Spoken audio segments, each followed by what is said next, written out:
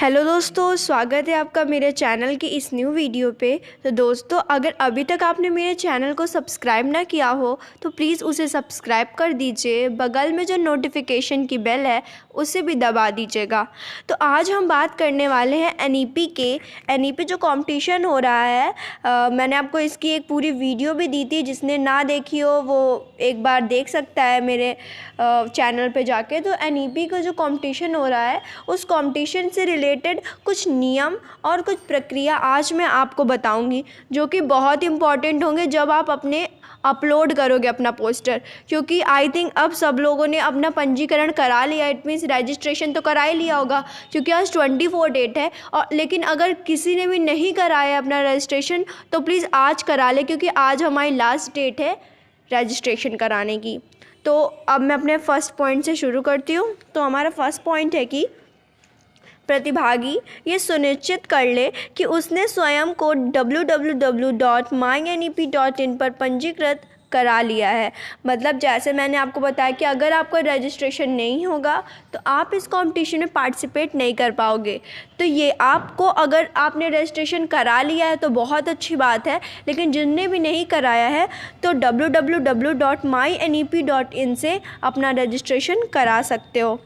और अगर आपको रजिस्ट्रेशन का नहीं समझ में आएगा तो आप जब मेरी एनईपी वाली ऑल डिटेल्स का वीडियो देखोगे तो उसके डिस्क्रिप्शन पे मैंने रजिस्ट्रेशन कराने वाला वीडियो का लिंक भी दे रखा है, तो आप उससे भी देखकर रजिस्ट्रेशन कर सकते हो।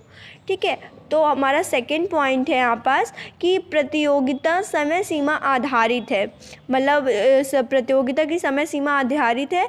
कब तक है? अपनी प्रविष्टि, मतलब जैसे आपने कोई भी चीज़ बनाई, ठीक है, आपने ड्राइंग बनाई, आपने निबंध लिखा, आपने पत्र लिखा, ठीक है, आप कुछ भी कर रहे हो तो उसको आपको सबमिट कब तक करना है? आप 25 सितंबर से 2 अक्टूबर तक के बीच में जमा कर सकते हो। ठीक है, आपको इतनी डेट है, आपका जब भी कंप्लीट हो जाए आपका पूरा तो आप अपलोड कर सकते हो अपनी एंट्री। इसके बाद है थर्ड पॉइंट हमारा कि हर प्रतिभागी किसी भी प्रतियोगिता में एकमात्र अकाउंट से एक ही बार प्रतिभाग ले सकता है। इट मीन्स जैसे आपका एक अकाउंट है, ठीक है, और आप लेना चाहते हो 3 कंपटीशन में तो आप नहीं ले पाओगे, क्योंकि कोई एक अकाउंट से एक ही बार एक कंपटीशन में पार्टिसिपेट कर सकता है।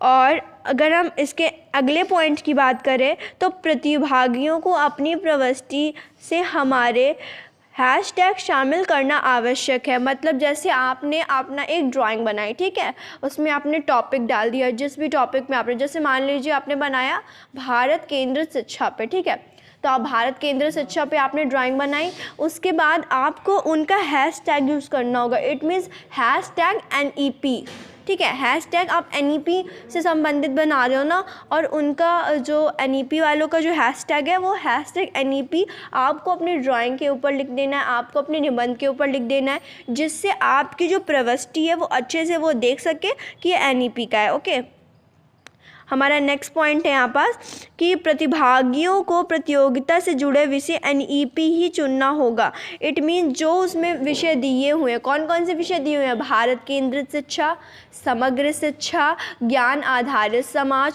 और गुणवत्तापूर्ण शिक्षा, ये 4 टॉपिक दिए हुए हैं। और इन्हीं टॉपिक से रिलेटेड हमें अपनी ड्राइंग, निबंध, पत्र जो भी उसमें आप बनाना चाहते हो वो कर सकते हो, लेकिन आपको इन्हीं टॉपिक से संबंधित बनाना है और कोई दूसरी टॉपिक पे नहीं जाना है। ठीक है, अब हम अपना नेक्स्ट पॉइंट देखें तो ट्रेडमार्क एवं प्रबंधित सामग्री को लेकर सोशल मीडिया में सभी नियम बाध्य होंगे।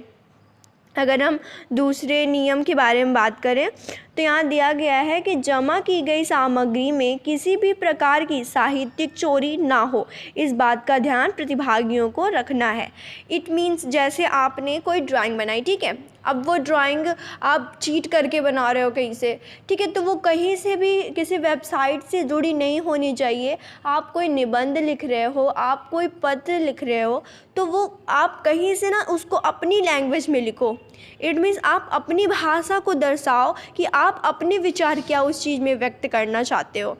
जैसे हमें प्रधानमंत्री जी को पत्र लिखना है, ठीक, तो आप अपनी भाषा में प्रधानमंत्री पद लिखो। ये नहीं कि आप नेट से सर्च कर लिए, और आप अगर नेट से सर्च करोगे और ये ऑल इंडिया कंपटीशन है तो आप खुद सोचो, अगर आप नेट से सर्च करोगे ना तो कितने लोग आप जैसे मिल जाएंगे, और हमको लाना है ऑल इंडिया में रैंक, तो नहीं आ पाएगी ना। इसलिए आप अपनी जानकारी रखें।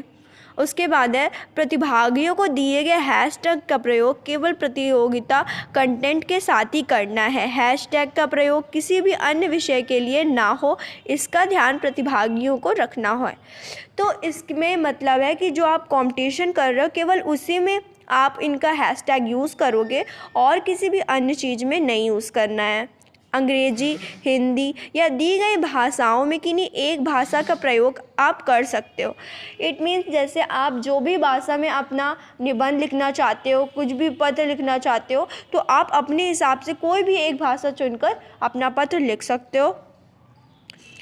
विषय वस्तु के लिए प्रतिभागी NEP की वेबसाइट पर दिए गए मापकों का प्रयोग कर सकते हैं। जो NEP ने जो बताएं उनकी जब आप वेबसाइट खोलोगे ना तो उसमें बहुत सारे आ जाते हैं लिख के कि या इस कंपटीशन में कैसे करना है, तो आप उससे भी देखकर कुछ अपने सुझाव कर सकते हो। प्रतिभागी एक ही पंजीकरण से एक से अधिक प्रतियोगिता के साथ प्रतिभाग ले सकता है और प्रत्येक प्रतियोगिता संबंधित नियम वेबसाइट पर उपलब्ध होंगे। इट मीन्स जैसे मैंने आपको बताया कि आप एक अकाउंट से एक प्रतियोगिता में पार्टिसिपेट कर सकते हो, लेकिन जैसे अगर आप चाहते हो कि हमारे पास 2-3 अकाउंट हैं और आप चाहते हो कि हम 2-3 प्रतियोगिता में पार्टिसिपेट करें, तो आप कर सकते हो और आप एक ही पंजीकरण से कर सकते हो। उसके लिए आपको 2-3 पंजीकरण कराने की ज़रूरत नहीं पड़ेगी।